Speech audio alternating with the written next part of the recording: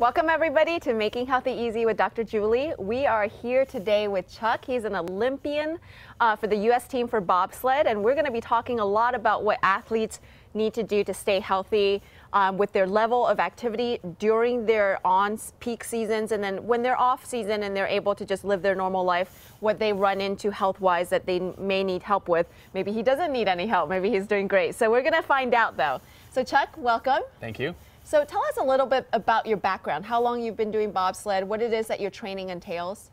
I've been doing bobsled since 2007. Got involved in the sport a little later in life. I was about 30 years old. After a post-collegiate career in track and field that didn't pan out the way I wanted it to, I thought I'd give bobsled a shot. Oh, awesome. So it's 2007. So how did you fall into the bobsled team environment if you were doing track and field before?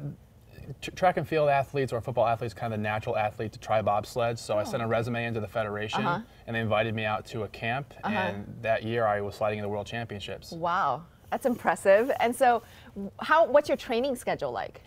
Training schedule, 5 days a week, consists of heavy lifting and a lot of sprinting work. So basically if you were to take a 100-meter sprinter and an NFL lineman and put their training regimens together, that's kind of what I do.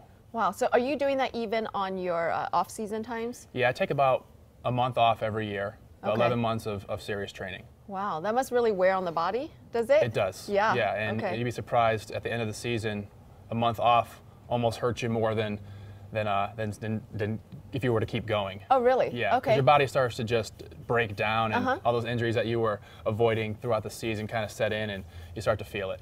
Do you, during that month off, do you tend to address a lot of your health issues while you're doing that month, or do you actually address them while you're still doing your training? Yeah, usually when you get back into training after a month off is when the things that you didn't really feel during that time off start to kind of creep up. You notice it. You notice that tendonitis in your knee a little bit more, that achy shoulder, or that type of stuff. Yeah. Okay. And when you ease back into training, then is it that you go straight into the heavy regimen, or do you kind of ease into it? Yeah, I usually spend about 6 weeks on weights alone before I start to run, because running takes puts a huge pounding on the body. So spend about 6 weeks weight training, kind of build myself back up before I get into running. That way, it's not such a shock to my system. I see.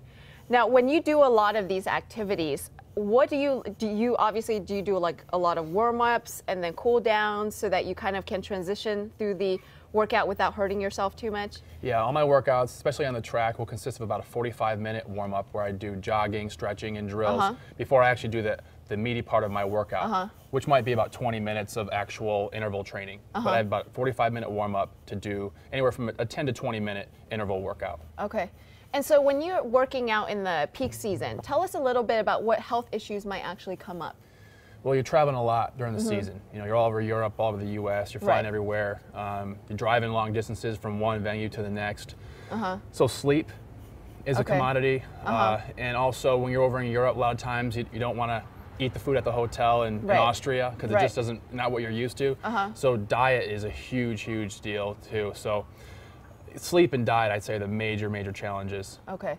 And so when you talk about the concern with sleep and diet, what specifically about these are you having issues with? You're just not getting quite enough of what you need or what you think your body deserves or should have? Yeah, I mean, just when you're constantly on the go and you're in different time zones and you're just always traveling, it can be kind of hard to get on a good sleep pattern. Okay. And you're waking up at crazy hours for training, sun's not even up yet, and the next day you can sleep in late, so you're constantly, your patterns are always off. So achieving a good night's sleep is hard to do. To achieve. What is it that you're doing now to try to get your sleep into the right rhythm when you have to switch time zones and you're working long hours training? I try to not stay up too late.